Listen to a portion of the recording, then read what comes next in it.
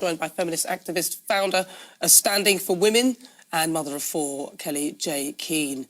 So, Kelly, welcome to the programme. What kind of problems do you think pause can cause, and how damaging do you think it is to society?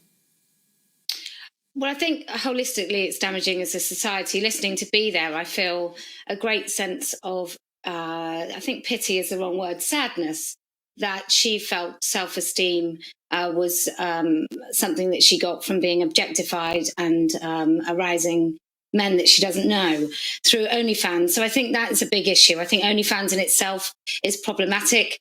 I think not only are we allowing children to watch porn, often we're allowing children to participate in it in a variety of different sites. They don't really care how old the people are who are being exploited. And many of the performers, if we can call them that, have been found to be underage. I think it's an issue. We're now finding boys under the age of 20 going into GP surgeries because they've got erectile dysfunction, because they've watched too much porn, because they have absolutely no connection between sex, intimacy, and actual real live people. So I think it's bad for the individual and it's bad for society as a whole. There's a reason that we now have cocktails that are labelled things that I certainly couldn't repeat at this time of the day or on national television. And we've got women being choked in their own homes by partners who feel that that's a perfectly normal sexual thing to do to someone. So the harm is absolutely enormous. And to say no, that just because age verification may in some cases fail, that we shouldn't have it, the damage to children is just irreversible. And I'm so delighted that Billie Eilish took the courage to actually talk about this publicly. Well, B said that B certainly didn't look sad to me. I mean, you said you feel sorry for her in a sense, but she also didn't feel objectified either. And so, you know, whilst I respect what you think, she didn't feel those things. And she might say that your view of her would be quite patronising in a way, because she's talking about freedom and the fact that it's giving her a confidence and identity, which she enjoys. But the other side of it is, of course, that she's kind of taking control. So, but she also did say that she would like to have ID, but she wouldn't say that would be a mandate. So, and I don't know if we can talk about empowerment and control when we belong to an industry where a man is making £150 million from us taking our clothes off and performing certain sex acts for people over cameras. I don't think that's a position of empowerment. I think money is a very attractive thing and nobody can do without it.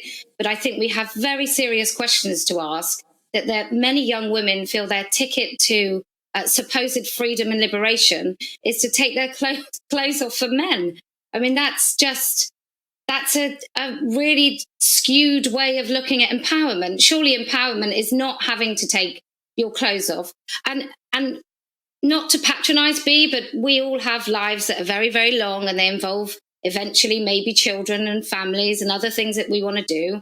And now that she has a permanent record of doing things that maybe she wouldn't want her children to see as she grows older. But this isn't even about B. This is about the many women that actually it isn't a choice. Many women leaving sex work call themselves survivors. Many women leaving sex work have physical and mental injuries that they have to work through for the rest of their lives. So I think it's quite an individualistic point of view to think that if something isn't harming you, it actually isn't harming much more vulnerable people, and you aren't contributing to what I think is sexual slavery in 2021. Well, she also did mention sex education, which would be something that perhaps we should maybe be focusing on more as well. In one word then, so yes or no, do you think that it should be, so this sort of type of thing should be behind a paywall, and that people should, you know, if it is going to go on, because it will go on, should it be behind a paywall? 100% it should be behind a paywall. And also when it comes to education, if I can just make a very brief point, in our schools, we should be teaching children about the harms of pornography, both to them as individuals and the women across the globe that are exploited because of it. OK, thank you so much. So you do agree, you both agree that it should be behind a paywall. That's Kellie-Jay Keen.